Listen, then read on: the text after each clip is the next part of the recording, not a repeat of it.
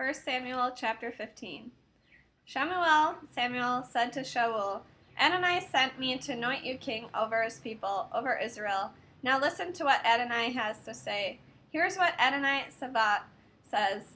I remember what Amalek did to Israel, how they fought against Israel when they were coming up from Egypt. Now go and attack Amalek and completely destroy everything they have. Don't spare them, but kill men and women, children and babies, cows and sheep, camels and donkeys. Shaul summoned the people and reviewed them in Telaim, 200,000 foot soldiers with another 10,000 men from Yehudah. Shaul arrived at the city of Amalek and lay in wait in the valley. Shaul said to the Kenai, Go away, withdraw, leave your homes there with the Amaleki. Otherwise, I might destroy you along with them, even though you were kind to all the people of Israel when they came out of Egypt.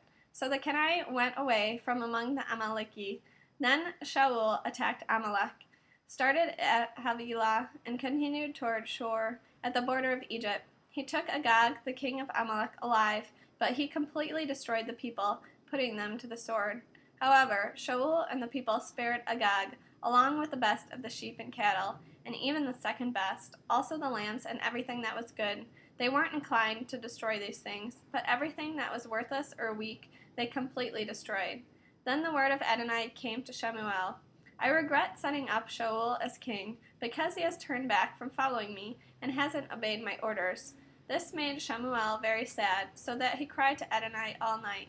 Shemuel got up early in the morning to meet Shaul. However, Shemuel was told, Shaul came to Carmel to set up a monument for himself there, but now he has left and is on his way down to Gilgal. Shemuel went to Shaul. Shaul said to him, May Adonai bless you. I have done what Adonai ordered. But Shemuel answered, If so, why do I hear sheep bleating and cows mooing? Shaul said, They brought them from the Amaleki, because the people spared the best of the sheep and cattle to sacrifice to Adonai your God, but we completely destroyed the rest. Then Shemuel said to Shaul, Stop, I'm going to tell you what Adonai said to me last night. He said, Speak. Shemuel then said, You may be small in your own sight, but you are head of the tribes of Israel. Adonai anointed you king over Israel. Now Adonai sent you on a mission and told you, Go and completely destroy Amalek, those sinners. Keep making war on them until they have been exterminated. Why did you seize the spoil instead of paying attention to what Adonai said? From Adonai's viewpoint, you have done an evil thing. Shaul said to Shemuel, I did too pay attention to what Adonai said, and I carried out the mission on which Adonai sent me. I brought back Agag, the king of Amalek, and I completely destroyed Amalek.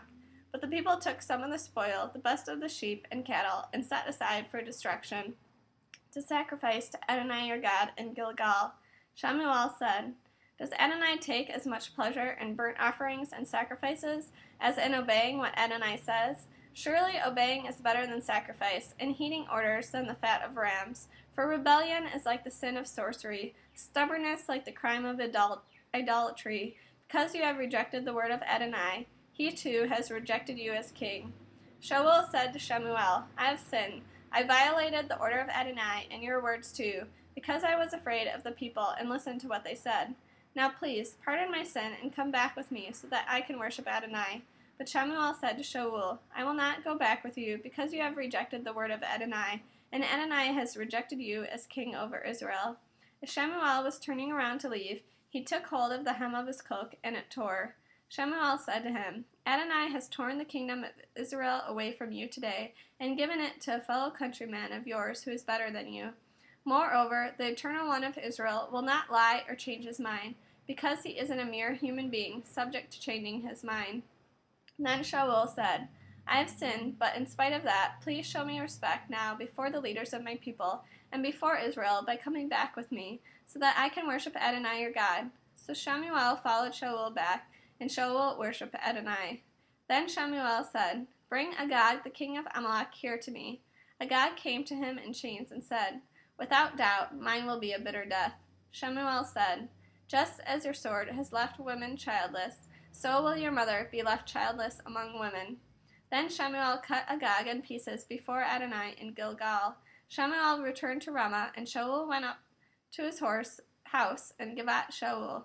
Never again did Shemuel see Shaul until the day he died.